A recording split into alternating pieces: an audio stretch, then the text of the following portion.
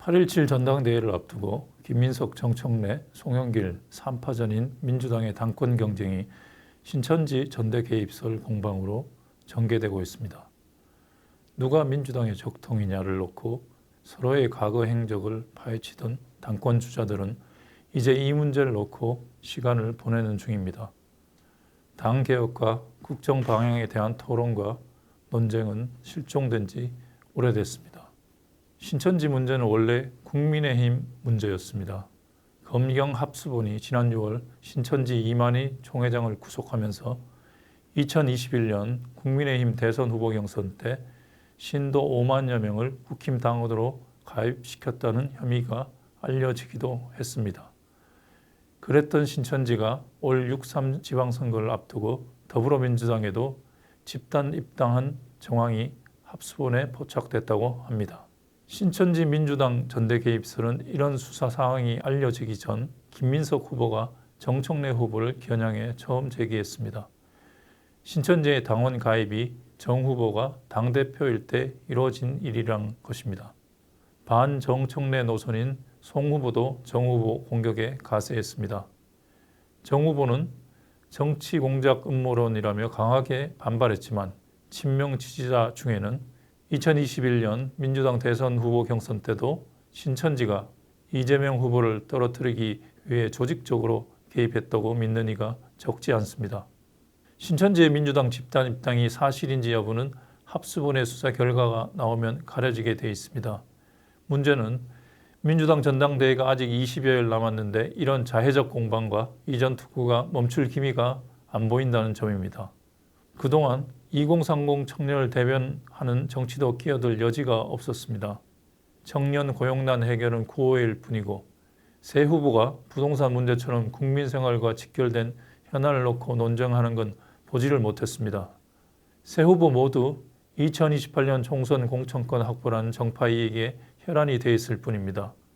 이번 당대표 선거에 출마했다가 컷오프된 36세 여성 정치인은 하염병과 짱돌 들고 싸우던 세대가 아직도 민주당 주인이라며 그들의 권력욕을 비판했습니다. 민주당의 현 주소를 말해줍니다. 윤석열 전 대통령이 20대 대통령 선거 과정에서 허위 사실을 말한 혐의로 1심에서 집행유예 징역형을 선고받았습니다. 벌금 100만 원 이상의 당선 무효형에 해당하기 때문에 판결이 확정되면 국민의힘은 보전받은 선거비용 397억 원을 국가에 반납해야 합니다. 인정된 혐의는 두 가지입니다.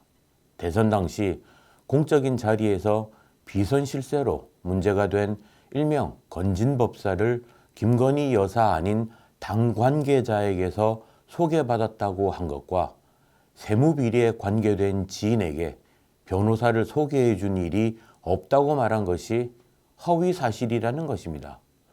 윤 전 대통령은 자신이 당시 인식한 사실에 근거해 답했을 뿐이라고 해명했으나 판사는 받아들이지 않았습니다. 중요한 것은 받아들이는 유권자의 입장이며 그 발언이 유권자의 올바른 결정을 방해했다고 판시했습니다. 1심의 유무죄 판단과 형량이 상급심에서도 인정될지 속단할 수 없습니다. 다만 이번 판결이 2025년 대선 직전 이재명 당시 민주당 대선 후보의 선거법 위반 사건을 파기환송한 대법원의 유죄 취지와 거의 같다는 점에서 법적, 정치적 의미가 크다고 할 수 있습니다. 당시 대법원은 공직 후보자의 허위 여부를 판단할 때 후보자 시각이 아닌 유권자에게 발언이 어떻게 이해되고 받아들여지는지를 기준으로 삼아야 한다고 했습니다.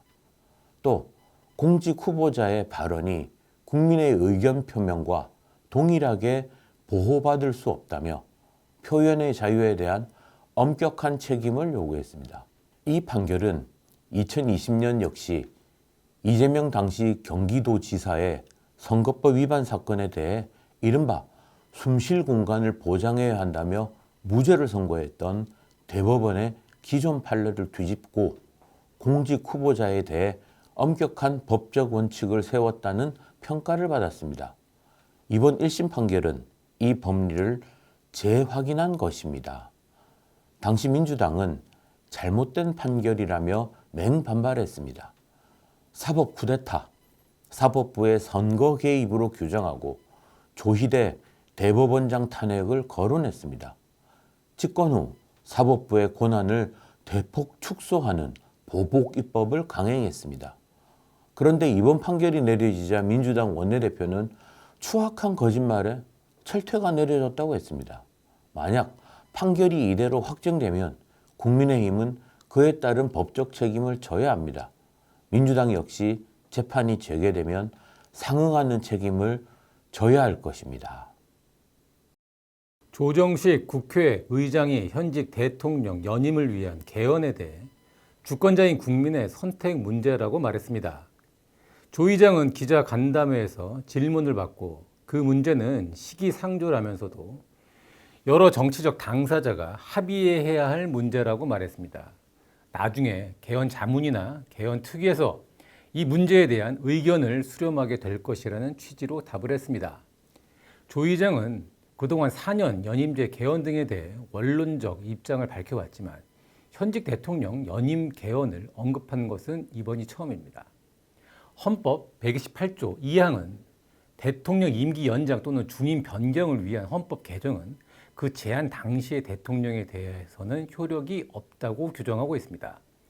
과거 대통령의 임기 연장을 위한 개헌의 전례 때문에 이 조항을 헌법에 명문화한 겁니다. 그동안 청와대와 민주당도 이재명 대통령 연임을 위해 여권에서 개헌을 추진하는 것 아니냐는 야권의 의혹 제기에 대해 전면 부인해 왔습니다. 민주당 지도부는 헌법과 여야 의석수를 근거로 들면서 연임을 위한 개헌론을 정치적 음모론으로 규정하며 반박해 왔습니다. 이재명 대통령 역시 지난 4월 여야 지도부 회동에서 야당이 개헌 저지선을 확보한 상태라 연임 개헌은 불가능하다고 답을 했습니다. 그런데 국회의장이 내년 개헌을 주장하며 현직 대통령 연임을 위한 개헌을 부정을 하지 않고 국민 선택의 문제라고 말했습니다. 이 때문에 가능성을 열어둔 것 아니냐는 말까지 나오고 있습니다. 조 의장은 이재명 대통령의 정무특보 출신입니다. 현직 대통령 연임을 위한 개헌 발언이 처음 나온 것도 아닙니다. 조원철 법제처장은 작년 10월 국회에서 연임 개헌 때 현직 대통령 적용 여부에 대한 질문을 받고 나서 결국 국민이 결단해야 할 문제라고 답을 했습니다. 위헌이라 불가능하다 이런 식으로 답을 하지 않은 겁니다. 그 사이 대통령 지지층 내에서는 끊임없이 연임 주장이 나왔습니다. 친명과 대립각을 세우고 있는 유시민 씨가 대통령 연임은 불가하다고 말하는 것도 이런 이유 때문일 겁니다. 여권에선 대통령 재판과 관련해 상식을 뛰어넘는 일들이 벌어지고 있습니다. 대통령 관련 사건의 공소 취소를 위한 모임이 만들어지고 특검에게 공소 취소의 권한을 부여하는 법안까지 발의가 되어 있는 상태입니다. 대통령 임기가 연장되면 재판은 자동으로 중단됩니다. 그런데 개헌의 핵심 당사자인 법제처장에 이어 국회의장까지 이 사안을 위헌이라고 말하고 있지 않습니다. 어떤 이유가 있는 건 아닌지 의문이 제기될 수밖에 없습니다. 민주당이 검찰 보안 수사권 폐지를 위한 형사소송법 개정안 처리를 앞두고 법원의 공소기각 결정에 관한 조항인 제327조 개정안을 막판에 끼워 넣었습니다. 공소기각이란 법원이 소송 절차에 문제가 있다고 판단했을 경우 심리 없이 재판을 종결하는 절차입니다. 현재 형소법 327조에는 6가지 사유가 규정되어 있는데 민주당은 중대한 위법 수사와 소추 재량권의 현저한 일탈 2가지를 추가했습니다. 그동안 한마디 논의조차 없다가 법사위 소위에서 심야에 일방적으로 끼워 넣었습니다. 국민의힘은 이재명 대통령이 기소된 사건과 관련이 있다고 했습니다. 한동훈 무소속 의원은 대북 송금 뇌물 사건에 무죄 가능성이 없고 공소 취소는 여의치 않으니 법원을 압박해 공소기각 판결을 받아보자는 것이라고 주장했습니다. 지금까지 민주당이 이 대통령 사법 리스크 해소를 위해 무리하게 추진했던 법안이나 친명계 인사들이 이 사안과 관련해 했던 발언을 볼 때 이런 주장이 터무니없다고 보기도 어렵습니다. 민주당은 그동안 쌍방울 대북 송금 사건, 대장동, 백현동 사건 등 이 대통령이 기소된 모든 사건을 검찰의 조작 수사, 표적 기소라고 주장해 왔습니다. 검찰 기소가 조작임을 밝히겠다며 국정조사를 강행하다가 불리한 증언만 쏟아졌는데도 조작이 드러났다고 우기며 공소 취소 목적의 조작 기소 특검을 추진하기도 했습니다. 이 특검은 지방선거를 앞두고 여론의 반발에 밀려 미뤄졌지만 언제 다시 꺼내들지 모릅니다. 이런 일련의 일들이 이 대통령 사건을 지우기 위한 사전 작업이라는 데에 여권 인사들도 부인하지 않습니다. 이 대통령도 취임 1주년 기자회견 등에서 검찰 수사 기소 과정에 대한 규명이 필요하다는 입장을 수차례 밝혔습니다. 민주당 전당대회를 앞두고 유시민 씨 등 친노 인사들이 공소 취소 비판론을 제기하면서 이 문제는 여권 내부에서도 논란거리로 부상했습니다. 그 와중에 민주당이 형사소송법 개정 막판에 공소기각 사유를 추가했습니다. 중대한과 현저한이라는 요건이 지나치게 추상적이어서 실제 사건에서 어떻게 적용할 수 있을지조차 명확하지 않습니다. 게다가 이는 민주당 인사들이 이 대통령 사건 수사검사들을 비판할 때 사용했던 논리와 맞닿아 있습니다. 이 조항이 예사롭게 보이지 않는 이유입니다. 공소 취소가 여의치 않으니 법원이 공소 기각을 결정하기 쉽게 만들어 놓고 판사들을 압박하려는 것 아니냐는 것입니다. 조희대 대법원장의 임기는 내년 6월 끝나고 이 대통령은 후임 대법원장을 비롯해 대법관 22명을 임기 안에 임명하게 됩니다. 민주당이 형사법 개정안을 그대로 처리한다면 공소기각을 위한 포석 아니냐는 의문을 인정하는 꼴이 됩니다. 민주당이 검찰의 보안 수사권을 없애 수사에서 완전 배제시키는 형사소송법 개정안을 31일 국회 본회의에서 강행 처리키로 했습니다. 국무회의 심의 절차가 남아있으나 정부도 검사 수사권 폐지 방침을 정하고 국회에 일임했기 때문에 사실상 오늘 확정되는 것입니다. 단순히 검사 권한 일부를 없애는 차원이 아닙니다. 민주주의 형사사법은 수사기관 간 감시와 견제를 기본으로 성립됐습니다.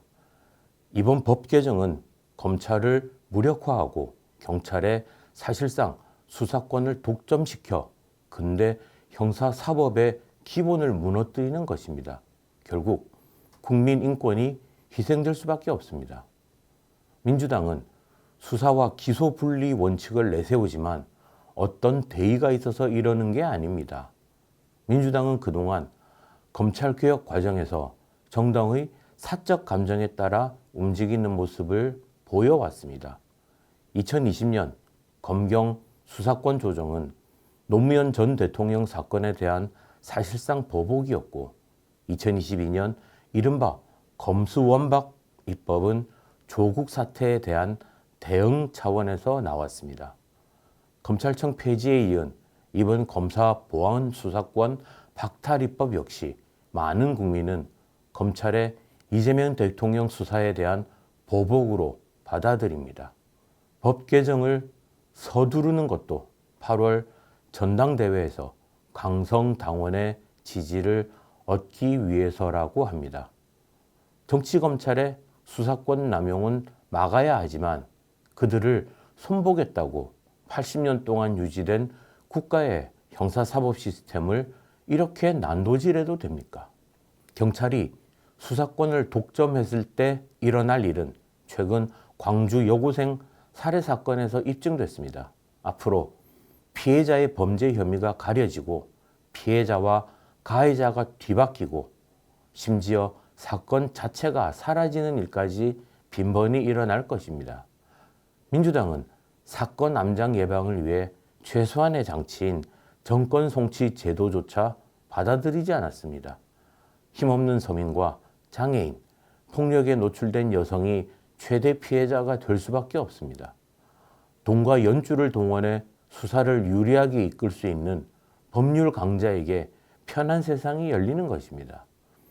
민주당 개정안은 법 체계에 맞지 않는 자기 모순적 조항이 한두 가지가 아닙니다. 증거보전, 영장, 인신구속 등 실제 수사 과정에서 큰 혼란이 벌어질 수 있습니다. 민주당은 어떤 논의도 없이 본회의 회부 직전 법원의 공소기각 범위를 확대하는 조항까지 도둑질하듯 넣었습니다. 이 대통령의 사법 리스크를 염두에 뒀다고 볼 수밖에 없습니다. 입법 문란, 입법 농단 아닙니까? 민주당은 기어코 돌아올 수 없는 강을 건너려 합니다. 앞으로 벌어질 법질서 파괴, 국민이 당할 피해와 고통에 대한 모든 책임을 져야 할 것입니다.